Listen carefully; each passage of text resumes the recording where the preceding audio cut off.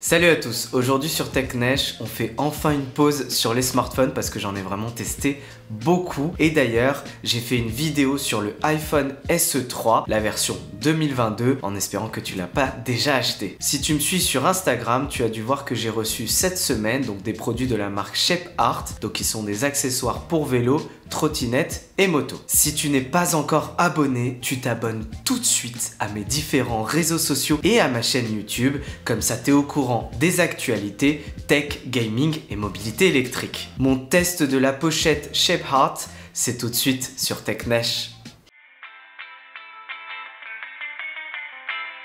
Plutôt que de te présenter le produit en 5 points, je vais plutôt te dire ce qui m'a plu et ce qui m'a moins plu sur cet accessoire pour vélo. Sur les points positifs, j'ai bien aimé l'étui qui est fourni avec la pochette, donc qui te permet de ranger la pochette, le support magnétique et les systèmes d'attache, comme ça évite de les perdre. Le truc cool aussi, c'est que tu as deux systèmes d'attache qui sont fournis donc avec ce support magnétique. Tu as le système d'attache qui te permet de le mettre sur les poignées de ton guidon, donc c'est ce que j'ai fait sur mon Véligo, mais tu peux aussi le mettre au centre du guidon, donc au niveau de la potence, grâce aux élastiques. Ce que j'ai aimé aussi, c'est la facilité d'installation du support magnétique pour pouvoir mettre la pochette. C'est vraiment ultra simple. Une fois que c'est installé, ça tient plutôt très bien, il n'y a rien à dire. Alors moi je l'ai installé au niveau des poignées du guidon parce que sur mon Véligo, c'est pas hyper pratique et c'est pas le meilleur vélo pour ça, mais bon, ça tient très bien quand même et ça reste pratique. J'apprécie aussi la qualité de fabrication parce que la marque Shapeart, c'est une bonne marque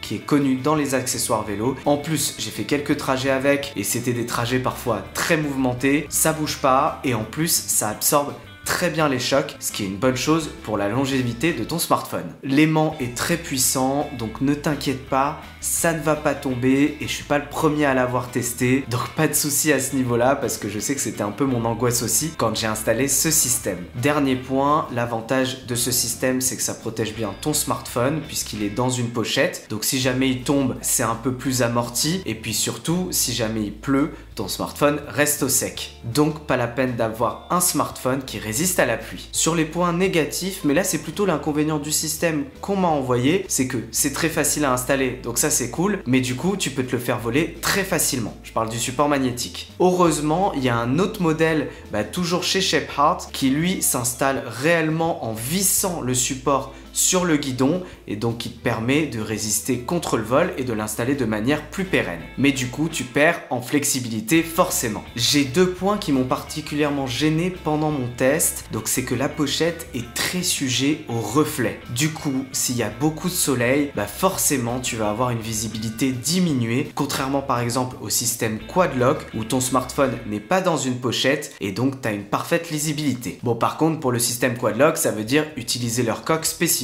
alors que là ce n'est pas le cas. Et autre point gênant aussi, c'est que la pochette rend l'utilisation du smartphone un peu compliquée parce que du coup tu dois vraiment bien appuyer sur la pochette pour pouvoir utiliser le tactile. C'est pas du tout aussi fluide que si tu n'avais pas la pochette. C'est vraiment un coup à prendre, donc prévois de mettre ton trajet avant de mettre le smartphone dans la pochette, ce sera quand même beaucoup plus pratique. Dernier point, je trouve que mon iPhone 12 nage un peu dans la pochette, donc ça j'aurais préféré plus de tailles différentes pour pouvoir être mieux adapté à différentes tailles de smartphones, ou alors carrément faire des tailles pour des smartphones spécifiques, sachant que l'iPhone est très vendu, j'aurais bien aimé avoir un modèle spécifique pour l'iPhone 12 par exemple.